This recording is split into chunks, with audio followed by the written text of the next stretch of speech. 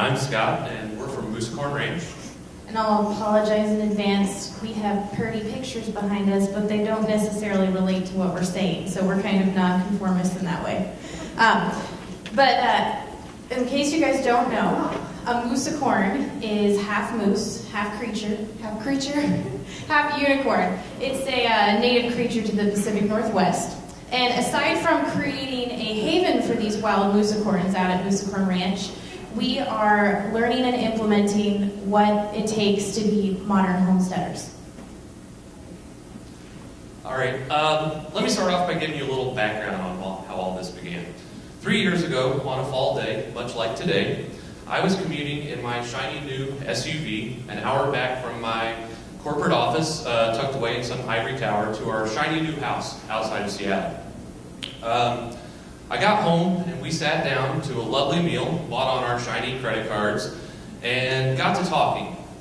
You see, we loved our life and all of our big shiny debt, actually. We really did. But we got to thinking, we spend 80% of our lives working to support this lifestyle and 20% of the time really enjoying the things that we appreciate most. Food, cooking, meals together, the outdoors, taking hikes through the woods. You see, nature and the outdoors is one of those things that really connect us. So right then and there, we decided to hit the reset button. We needed to change our lives and existing in this capitalist consumerist system that we had loved being a part of and assuming all this debt. And at that point, we decided to buy a piece of property outside of Spokane, and we began Moosicorn Ranch.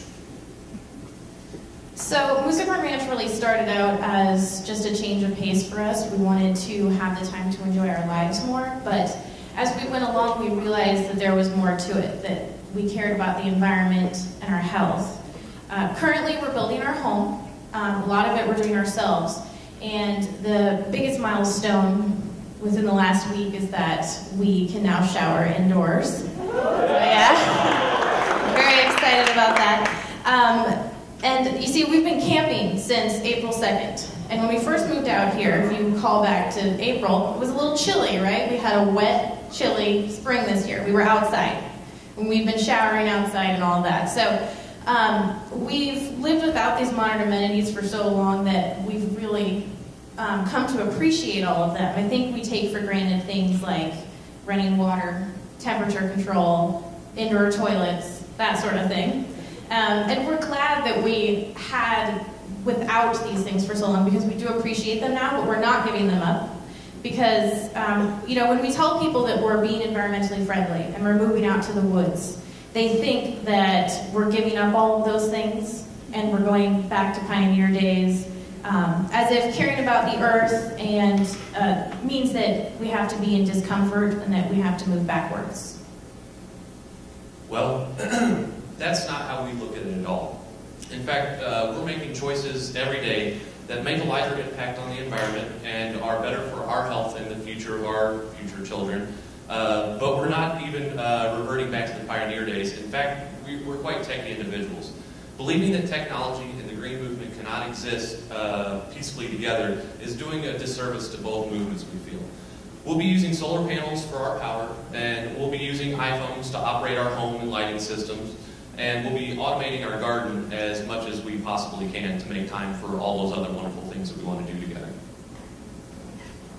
So we do feel that the world has lost course a little bit in the realm of the food system. So we're trying to get back in touch with those things and learning where our food comes from and making more of our own food. And our goal is to produce at least 50% of our own food, 80% of our own power, and we're also going to grow enough food to share with the community through programs such as Second Harvest. We also want to provide the sustenance for culture, creativity, and we'll be building a dwelling for an artist-in-residence program. And when we say artist-in-residence, we mean visual artists and written artists such as painters, sculptors, and poets, but also business artists like programmers, coders, and startups. And as we mentioned, we are no experts. We're learning to go, we're learning as we go, and we need everyone's help as we take this journey. And please join us in the conversation and join the experiment at our website, www.moosicorn.com, and thank you very much.